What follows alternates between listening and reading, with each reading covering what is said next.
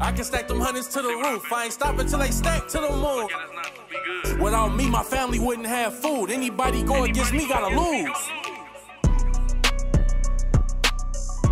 What is up, guys? You're listening to the MFCEO Project. I'm Andy. I'm your host, and I am the motherfucking CEO. Guys, if this is your first time listening, welcome. This is called the MFCEO Project because this is a project. This is a mission. This is a movement. It is not your typical podcast where we just interview the same old motherfuckers every single day and hear the same old stories and all this other shit.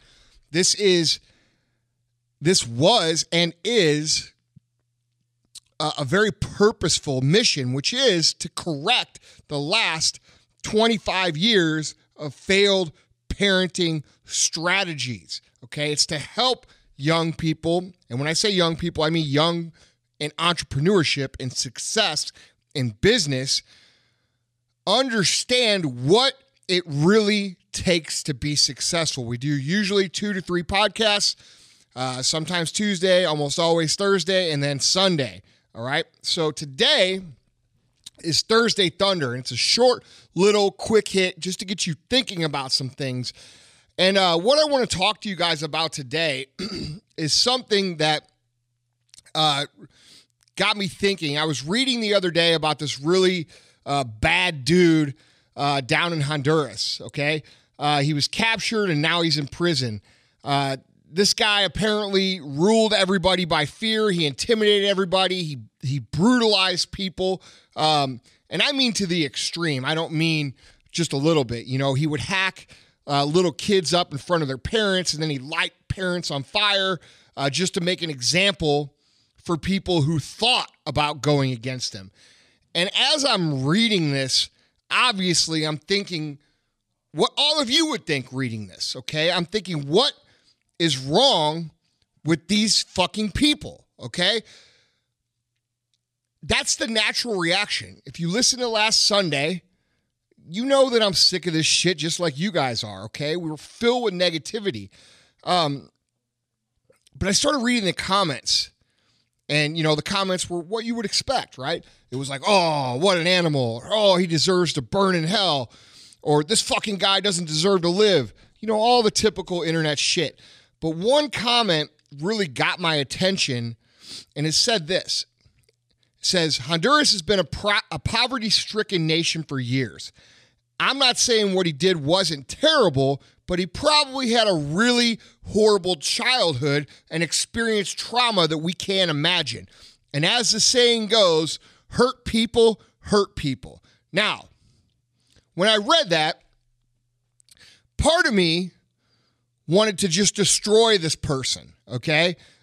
You know, it's a typical, you know, lunatic, liberal, idealist bullshit, making excuses for people that we have an issue with here, okay? And not taking responsibility. But the truth of the matter is, I took a minute, and instead of jumping all over this comment, I thought about it. You know, I thought about what it would be like to grow up in that kind of poverty. And I thought what it would be like to grow up with that kind of violence, okay? Growing up in craziness and chaos and instability. And guys, that would be fucking hard, all right? And that has to mess with the kind of person you are and the kind of person you become beyond what any of you could really understand. And I get that. But what about the Jews in the concentration camps? People who lost their whole fucking families when they got out and then went back to live their lives, got married, started families, and built businesses that made the world a better place.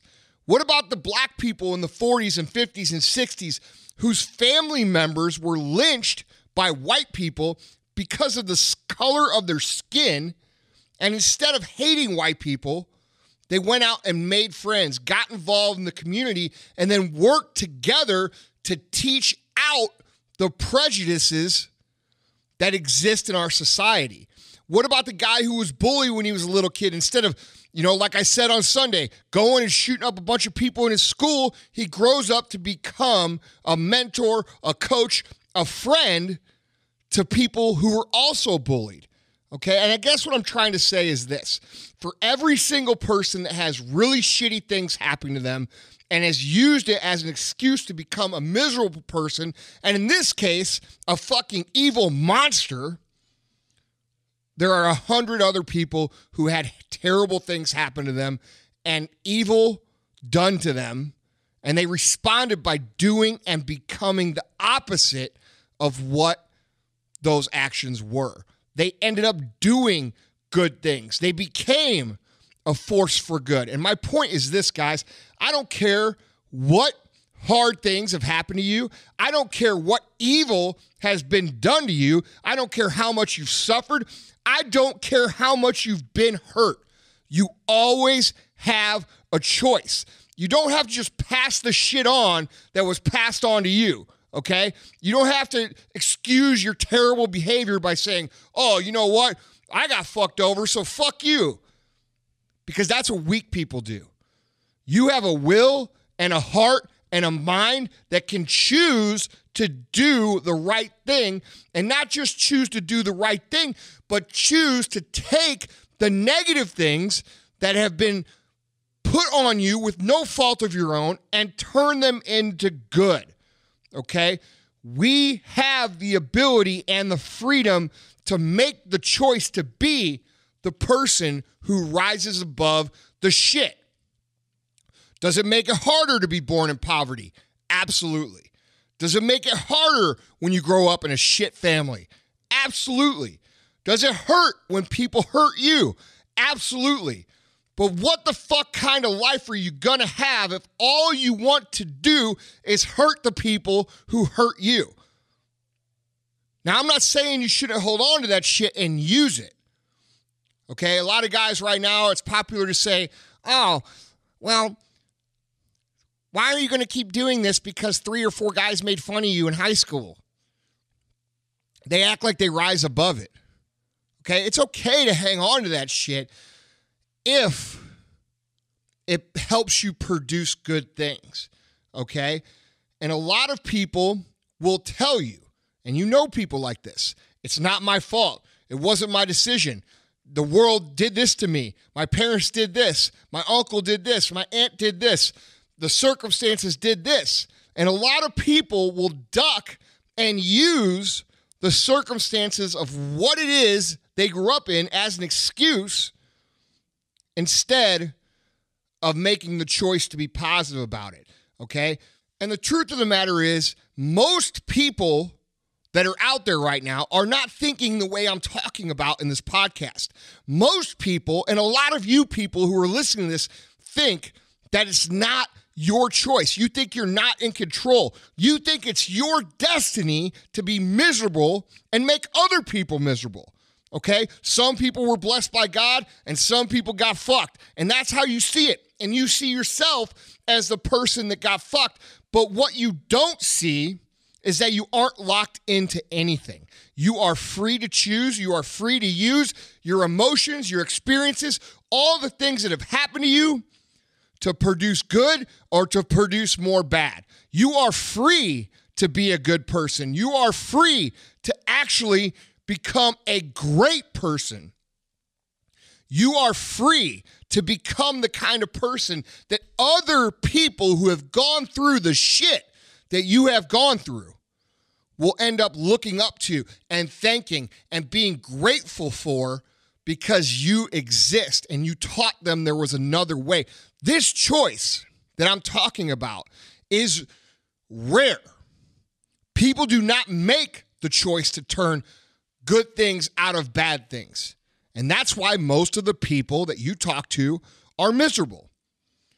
But you guys, first off, have to be aware of the choice. And second of all, you have to make the fucking choice. And the reality is, if you keep making the choice day after day after day after day to take what it was, to take the bad circumstances, to take the things that frustrate you, to take the things that make you angry, to take the things that have happened to you and turn them into good, productive things, if you continue to do that day in and day out for the course of your life, there is no way that you cannot be successful. I know a lot of you guys are thinking, well, how is there no way that I cannot be successful? What does that mean? This really has nothing to do with business. Let me fill you in on something. People are attracted to people who overcome. People are attracted to people who seem to have that superhuman ability to persevere. Look at any book you've read recently. Look at any speaker you've went and saw that you really, truly loved. Look at any movie that you've watched.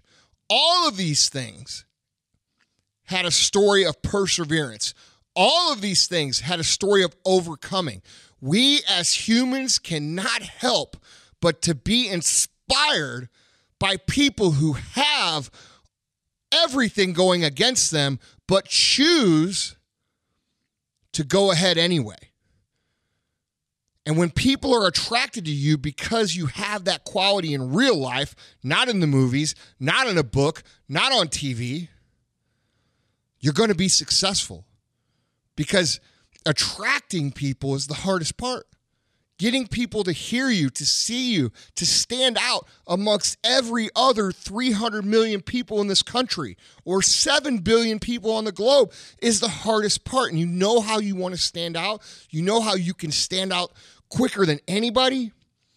Is by taking all the shit that everybody else complains about and making it work for you.